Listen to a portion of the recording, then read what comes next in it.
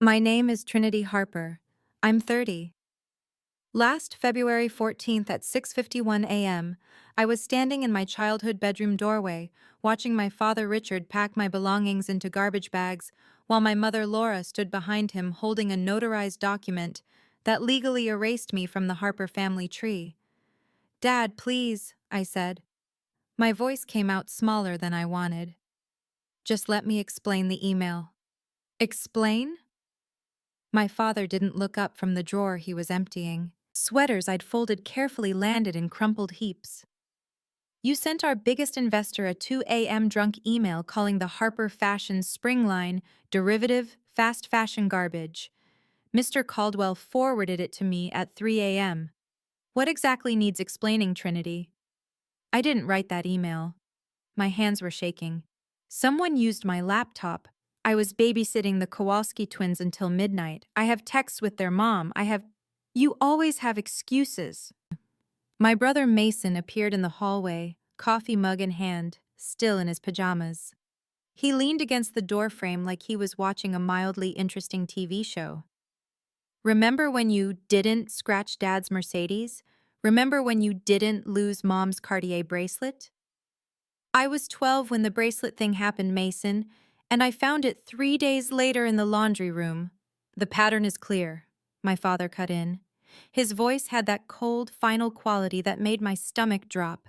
"This isn't about one email, Trinity. This is about years of mediocrity dragging down a brand that 3 generations built. Your dyslexia is severe. You don't photograph well. You can't represent Harper Fashions moving forward." The room tilted slightly. "You're disowning me because of dyslexia?" "We're making a clean break," my mother said softly. She held up the document.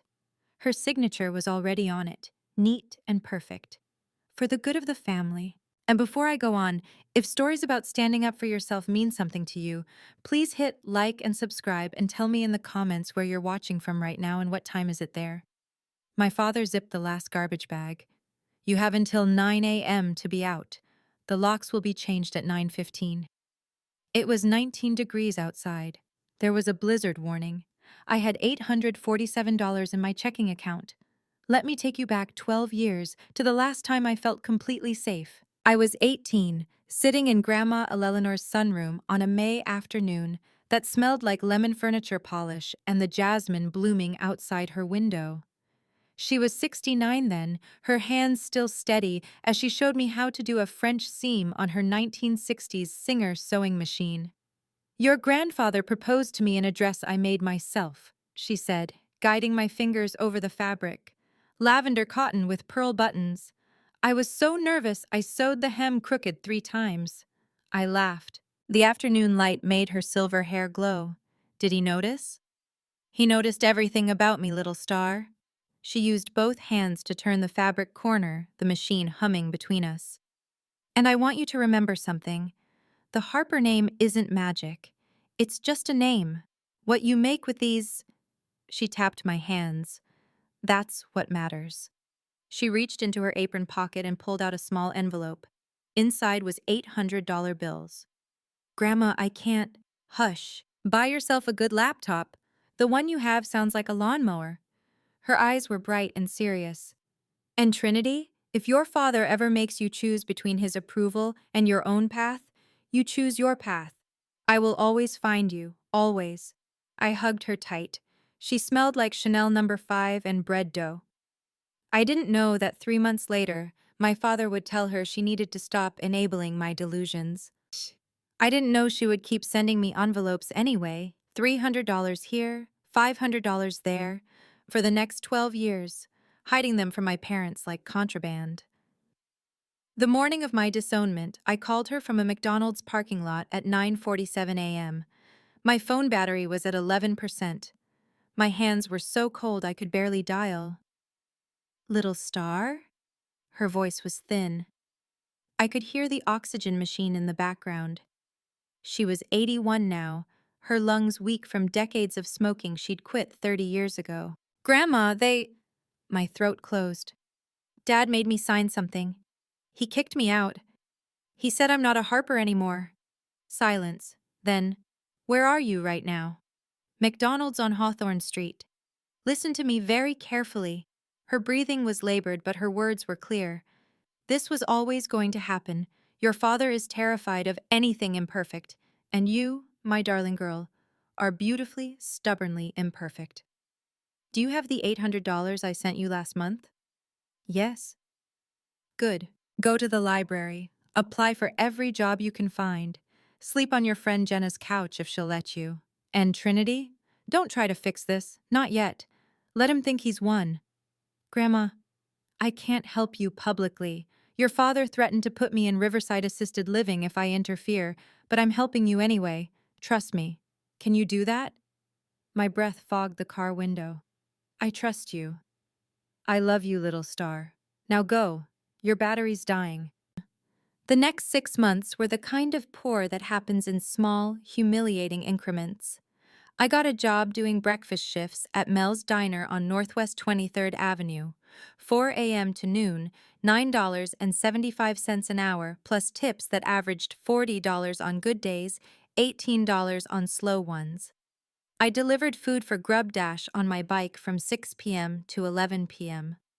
On weekends, I cleaned offices at the Riverside Business Park for $15 an hour under the table. I slept on Jenna's couch for 8 weeks until her boyfriend moved in. Then I rented a room in a house with 5 other people for $425 a month. The room was 9 feet by 11 feet. The window didn't close all the way. In winter, I could see my breath when I woke up. But I bought a used laptop for $220, a 2013 MacBook that took 4 minutes to boot up. And every night, after my delivery shift, I taught myself pattern making through YouTube videos and library books. I used Grandma's $800 to buy dead stock denim from a warehouse liquidation sale. I made 6 pairs of jeans in my room, photographed them on my roommate Sienna, and opened an Etsy shop called T. Harper Designs in September 2018. The first month, I sold nothing. The second month, I sold 2 pairs for $89 each. By month 6, I was getting 20 orders a week. My father didn't know any of this. Neither did my mother or Mason. They'd blocked my number, unfriended me on every platform. At family gatherings, I heard about these from Grandma. They told people I'd moved to California to find myself. But on a Tuesday in March 2019, my father found out I existed again. I was working the breakfast shift at Mel's when the door chimed at 10:14 a.m. I looked up from pouring coffee for table 7, and there he was, Richard Harper, in his charcoal Tom Ford suit, standing in the doorway of a diner that smelled like bacon grease and maple syrup. Our eyes met. His face did something complicated. Surprise, then disgust, then something colder. He walked to the counter, sat down on a stool. My manager Gloria was watching from the kitchen window. "Coffee?" I asked. My voice sounded normal. I was impressed by that. "You're working here." It wasn't a question. His eyes traveled over my polyester uniform, the Trinity name tag, the coffee pot in my hand. "I am." "And you're happy with this? This is what you chose over Harper Fashions?" 3 customers were watching now. The couple at table 4, the businessman at the counter 2 stools down. "I didn't choose this over anything, Dad. You made that choice for me." His jaw tightened. "Don't be dramatic. I gave you every opportunity to be part of something meaningful. You squandered it with your—" He lowered his voice. "Limitations." Something inside me went very still. "Your coffee," I said calmly. I poured it exactly to the line Gloria had taught me. "Cream and sugar are behind you.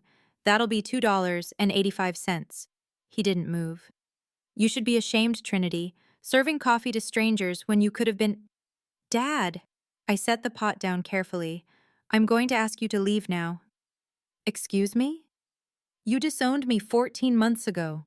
You don't get to walk into my workplace and tell me I should be ashamed. Please leave."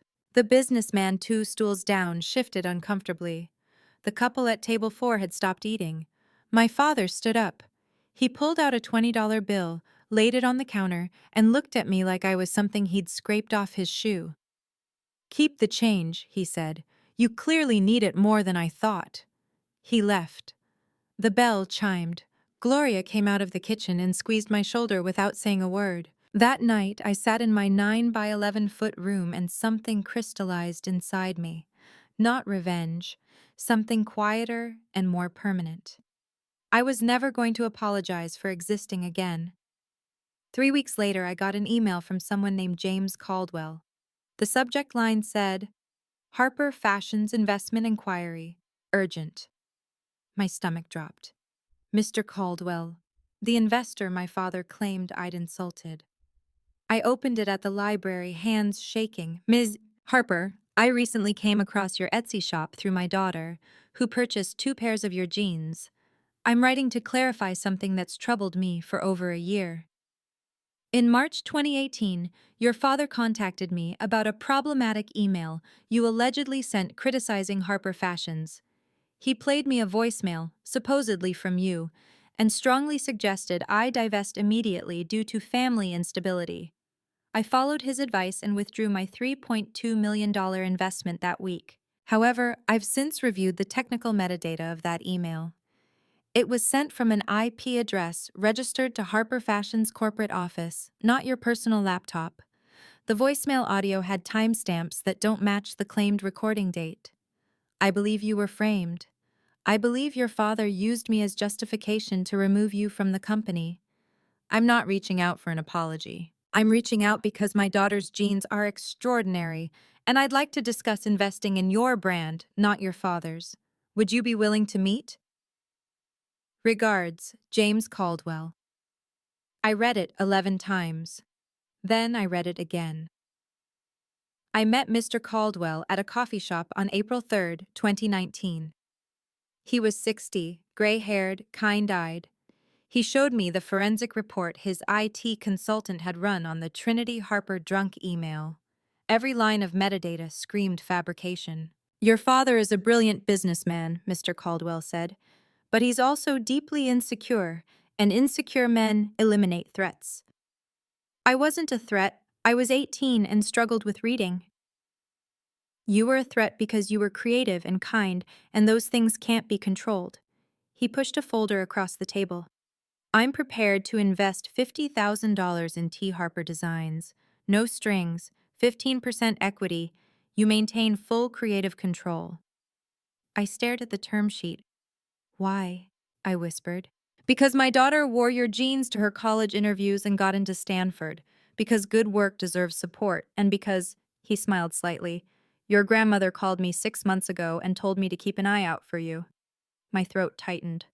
Grandma called you? She's persuasive. Also, she sent me homemade lemon bars. I signed the term sheet on April 10, 2019. By December 2021, T. Harper Designs, renamed Everline when we incorporated, had 7 full-time seamstresses, $890,000 in revenue, and a feature in Forbes 30 Under 30. By June 2023, we hit 7-figure revenue. Vogue Business put me on the cover with the headline, The Harper Who Built Her Own Empire. My father saw that cover. I know because 3 days later, Grandma called me. Little Star, I need to tell you something. Her breathing was worse. The oxygen machine was louder. I've been documenting everything. The phone call to Caldwell, the disinheritance letter, the voicemails your father left me threatening to institutionalize me if I helped you. I've kept every envelope I sent you, every letter, everything. Grandma, why?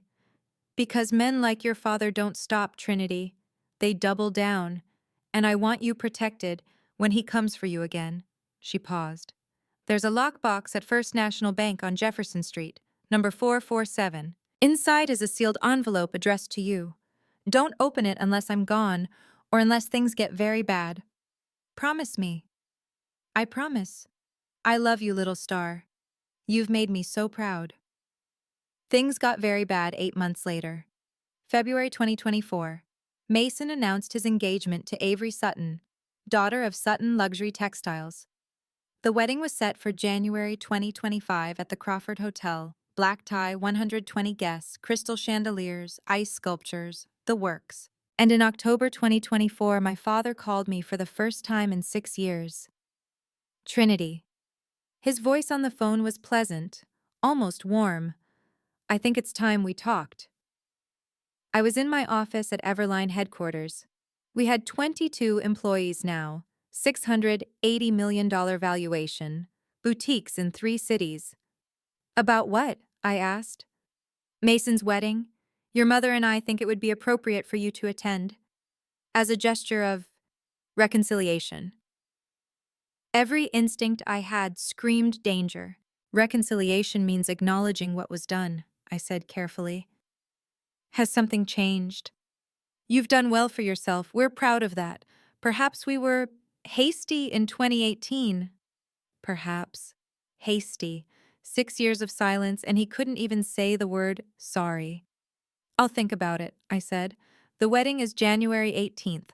RSVP by December 1st. He hung up. I sat in my office for 20 minutes. Then I drove to First National Bank. Lockbox 447 was small, brushed steel. Inside was a single manila envelope sealed with red wax. I took it to my apartment, made tea, sat on my couch with my cat Stella purring beside me. The envelope was thick. I broke the seal. "Dear Trinity, if you're reading this, then I'm gone, and your father is already doing what I knew he would do, trying to reel you back in, so he can use you, or discard you again, or both. I'm writing this on your 27th birthday, 3 years before you'll likely read it. My lungs are bad. My doctor gives me 2 more years, maybe 3. I'm not afraid of dying, little star. I'm afraid of leaving you unprotected. Do you remember the afternoon I taught you French seams? I told you the Harper name wasn't magic. I meant it. Your father has spent 40 years worshipping that name, and it's made him cruel. He disowned you because you threatened his fantasy of perfection. Not because you failed, because you succeeded despite him. I've been planning for this day since the morning you called me from that McDonald's parking lot. Inside this envelope, you'll find 1. A notarized affidavit from James Caldwell detailing your father's fraudulent claims in 2018, including forensic evidence that the drunk email was fabricated from Harper Fashion's corporate servers. 2. The original disinheritance letter your father made you sign, which I retrieved from his office safe in 2019. Your mother keeps the combination in her jewelry box. I had a key. 3. 12 years of bank statements showing every envelope I sent you, $47,340 total, each transaction logged and dated. 4. A recording I made in 2018 of your father's phone call to Mr. Caldwell where he said, and I quote, "Trinity's dyslexia is severe. She doesn't photograph well. We need a clean break." I recorded it on my kitchen landline when your father used my phone and didn't know I'd installed a recording device after he threatened me. 5. Legal documentation proving that the Harper Fashion's brand name trademark was filed jointly by your grandfather and me in 1987, with stipulations that any Harper grandchild had equal inheritance rights unless formally proven incompetent. Your father's disinheritance letter violated this trust. The original trust documents are with my attorney, Ryan Keller. His office is at 2847 Morrison Street, Suite 12. Trinity, you are not broken.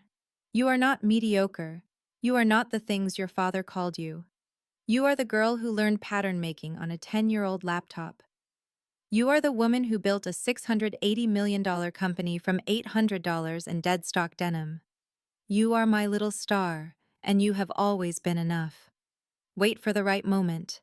Then show him what preparation looks like. All my love, your Grandma Eleanor. I will always find you. I read the letter 4 times. Then I opened the attachments. The Caldwell affidavit was 14 pages, signed and notarized. The audio recording was 4 minutes and 12 seconds. My father's voice was clear, cold, calculating. I sat on my apartment floor until Stella climbed into my lap. Then I called Ryan Keller. The wedding reception at Crawford Hotel on January 18th, 2025 was exactly the kind of event my father loved. 120 guests in evening wear, champagne towers, a string quartet playing Vivaldi, tables set with white roses and gold-rimmed china. I wore a navy Everline dress from our spring collection, silk crepe with hand-stitched lapels. Simple, professional. The Everline logo was embroidered discreetly on the left cuff. I hadn't RSVP'd. I simply walked in at 7:32 p.m. After dinner but before speeches. My mother saw me first. She was standing near the bar with my Aunt Patricia wearing a champagne-colored gown. Her champagne flute froze halfway to her lips. Then my father saw me. He was at the head table with Mason and Avery, mid-laugh at something the best man had said. His smile died. Mason's face went through several expressions very quickly: confusion, recognition, anger. I walked to their table. The room didn't go silent. This isn't a movie, but I felt the ripple of attention shift. Trinity. My father stood. His voice was pleasant, controlled. What a surprise! I didn't see your RSVP. I didn't send one. I smiled. But I heard this was a family celebration. I thought I'd stop by. Avery, the bride, looked between us uncertainly. She was 28, sweet-faced, clearly uncomfortable. Mason stood too. Trinity, this isn't the time or place. For what? I asked mildly. I just came to congratulate you both, and to give you a wedding gift. I reached into my clutch and pulled out a small envelope. Inside was a USB drive and a single sheet of paper. I handed it to Avery. What is this? She asked. A copy of a phone conversation your future father-in-law had with an investor in 2018, and some legal documents you might find interesting. My father's face went very still. Trinity, I don't know what you think you're doing. I'm not doing anything, Dad. I'm just sharing information. I looked at Avery. The USB has the full audio file. The paper is a summary. You should know what kind of family you're marrying into. Avery's hand trembled as she unfolded the paper. I'd had Ryan Keller prepare it. A single-page summary with timestamps and quotes. March 2018. Richard Harper calls James Caldwell to defame his daughter Trinity, age 18. The dyslexia is severe. She doesn't photograph well. We need a clean break. Result: Caldwell withdraws $3.2 million investment. Trinity is blamed for email she did not write. Forensic analysis confirms email originated from Harper Fashion's corporate IP address, not Trinity's laptop. February 2018. Richard Harper forces Trinity to sign notarized disinheritance letter, violating 1987 family trust that guaranteed all grandchildren equal brand inheritance rights. October 2018. To present, Richard Harper threatens elderly mother Eleanor Harper with forced institutionalization if she financially supports Trinity. Avery read it twice. Her face went pale. This isn't, my father started. There's audio, I said quietly. 4 minutes and 12 seconds. Would you like me to play it here, or would you prefer to listen privately? The guests at nearby tables had stopped pretending not to watch. My mother appeared at my father's elbow, her face tight with panic. Trinity, please, she whispered. Don't do this. I'm not doing anything, Mom. Dad did this. I'm just making sure everyone knows the truth. Mason grabbed my arm. You need to leave. Now. I pulled my arm back gently. I'll leave in a moment. But first, Avery, there's one more thing in that envelope. She pulled out a second sheet. This one was a legal document from Ryan Keller's office, dated January 15th, 2025, 3 days ago. Notice of trademark violation and breach of family trust. Harper Fashions LLC is hereby notified that use of the Harper surname for commercial branding purposes without consent of all living Harper grandchildren constitutes violation of the 1987 Harper Eleanor Family Trust. Trinity Harper, granddaughter of Eleanor Harper, deceased January 9, 2025, hereby exercises her legal right to 50% ownership of Harper Fashion's trademark and associated intellectual property, or demands immediate cessation of brand name usage. Failure to comply within 30 days will result in litigation and public disclosure of fraudulent disinheritance proceedings. The room was completely silent now. Grandma died 9 days ago, I said. My voice was steady, but my hands were shaking. She left me everything, including the original trust documents, including recorded proof that you violated that trust when you disowned me. My father's face had gone from red to white. That recording was illegal. It was made on Grandma's own phone line, in her own home, with her consent. It's perfectly legal. And so is the forensic report Mr. Caldwell commissioned showing that the drunk email came from your office, not my laptop. Avery stood up. She looked at Mason. Did you know about this? Mason's jaw worked. Trinity has always been, she's unstable, she makes things up. I have Etsy sales records from 2018, I said calmly. I have investor wire transfers from Mr. Caldwell. I have payroll records for 22 employees. I have a Vogue business cover. I have a company valued at $680 million that I built from $800 my grandmother gave me. What do I need to make up? My father finally found his voice. It came out strangled. You can't do this. The Harper name is half mine, legally, according to Grandpa's original trust. I looked at him directly. You threw me out in a blizzard because I threatened your perfect image. You told an investor I was incompetent because of dyslexia. You threatened to institutionalize your own mother to keep her from helping me. And you did all of this because you're terrified that someone might discover you're not as perfect as you pretend to be. The silence was absolute. I'm not here for revenge, I continued. My voice was quiet, but it carried in that crystal chandelier ballroom. I'm here for truth. Grandma knew this day would come. She spent 12 years documenting everything. These documents speak for themselves. I looked at Avery. I'm sorry your wedding became the venue for this, but you deserve to know who you're marrying into, what they do when someone doesn't meet their standards, how they erase people. Then I looked at my father one last time. You told Mr. Caldwell I didn't photograph well, but Vogue seemed to disagree. I pulled out my phone and showed him the cover. My face full page with the headline, The Harper Who Built Her Own Empire. His hand was shaking as he reached for his champagne glass. It tipped, spilling across the white tablecloth. I turned and walked out. My heels clicked on the marble floor. Behind me, I heard Avery's voice trembling. Mason, is this true? Did your father really? I didn't stay to hear his answer. I pushed through the doors into January night air. Ryan Keller was waiting by my car. How'd it go? I don't know, I said honestly, but it's done. 2 days later, Avery called off the wedding. 4 days later, Harper Fashion's stock dropped 23% when business outlets picked up the story of the fraudulent disinheritance. 7 days later, my father resigned as CEO. 2 weeks later, Mason called me. I didn't answer. He left a voicemail. I didn't know. I swear I didn't know all of it. I just went along because it was easier. I'm sorry, Trinity. I'm so sorry. I saved the voicemail but didn't call back. 6 months later, I'm sitting in my office at Everline headquarters on a July afternoon that smells like coffee and the jasmine blooming outside my window. Stella is asleep on my desk. There's a framed photo next to my computer. Grandma Eleanor in 1985, standing in front of her sewing machine, smiling like she knew a secret. I visit her grave every Sunday. I bring jasmine when it's in season. The Harper Fashions lawsuit settled last month.